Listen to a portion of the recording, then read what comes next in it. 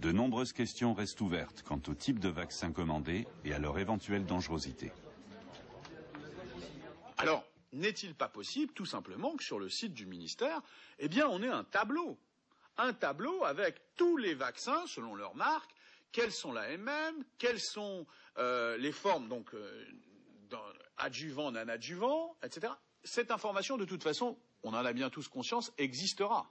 L'Assemblée nationale décide de créer une commission. Sa mission, faire le point sur la suite des mesures à prendre, en particulier au sujet des vaccins. C'est un début, même s'il est tardif.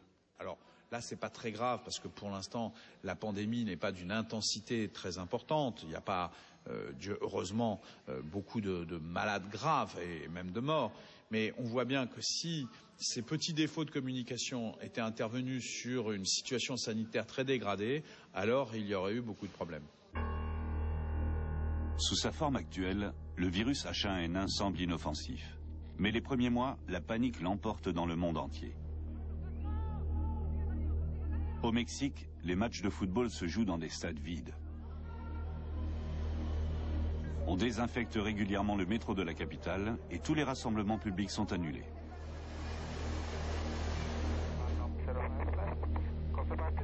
Dans les aéroports chinois et japonais, on utilise des caméras infrarouges pour détecter les écarts de température chez tous les passagers qui arrivent.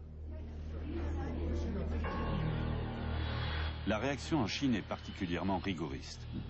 Tout un hôtel et ses 200 clients sont mis en quarantaine parce qu'un touriste mexicain contaminé y a brièvement séjourné. Les autorités mexicaines crient à la discrimination. Selon elles, il suffit d'être mexicain pour être mis en quarantaine. 6 pays interdisent l'importation de porcs vivants et parfois même de viande de porc en provenance du Mexique et des États-Unis pour cause de grippe porcine. Il est pourtant prouvé depuis longtemps que les animaux ne transmettent pas la maladie. Le gouvernement égyptien ordonne l'abattage de 350 000 porcs. Des éleveurs furieux se révoltent. Le monde entier sombre dans la panique à cause d'un virus non seulement bénin dans sa forme actuelle, mais dont la structure de base est déjà connue. La découverte du premier virus dit de la grippe porcine remonte aux années 30. Premièrement, ce virus n'est pas nouveau. Il s'était déjà largement répandu chez l'homme. La dernière fois, il avait touché les États-Unis après la guerre du Vietnam. Des soldats avaient rapporté un virus porcin d'Asie et l'avaient transmis aux Américains.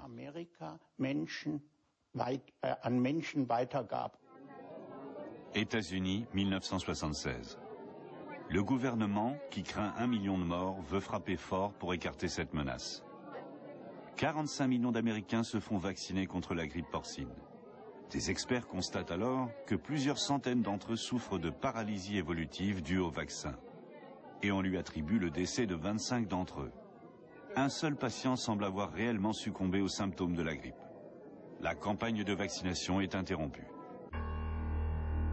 En réalité, le lien entre ce virus et le porc est assez ténu. Car si, à l'origine, ces virus se sont bien développés sur des oiseaux ou des porcs, ils ne peuvent devenir fortement pathogènes que lorsqu'ils sont transmis d'homme à homme.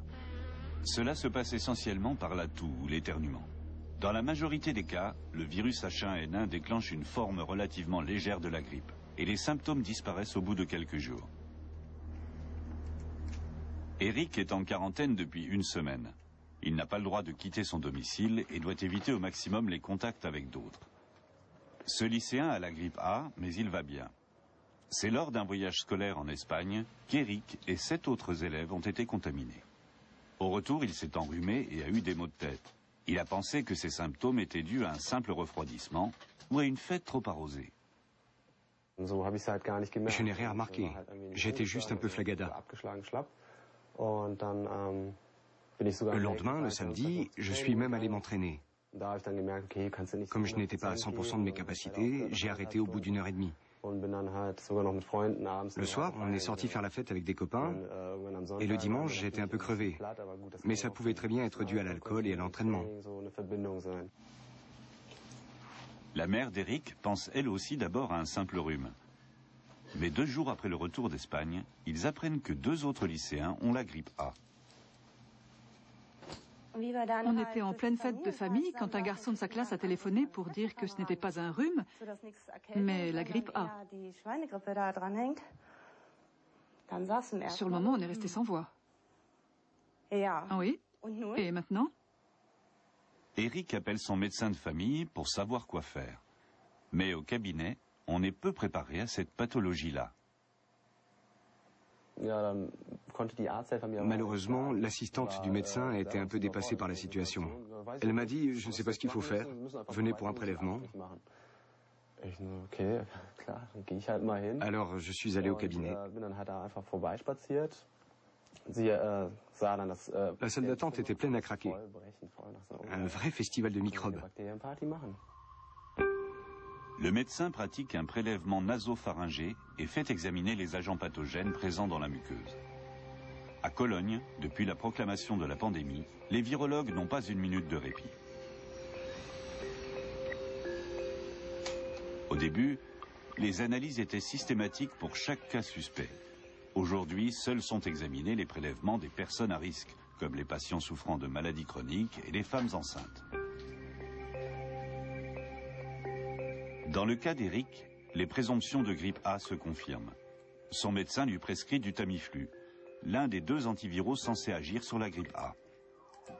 Il permettrait de réduire de 2 jours la durée de la maladie, à condition d'en prendre 48 heures au plus tard après l'apparition des premiers symptômes.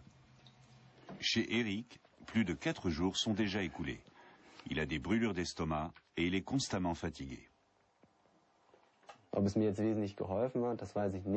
Je ne sais pas si c'est ça qui a vraiment agi. Parce que les symptômes ont de toute façon disparu très vite.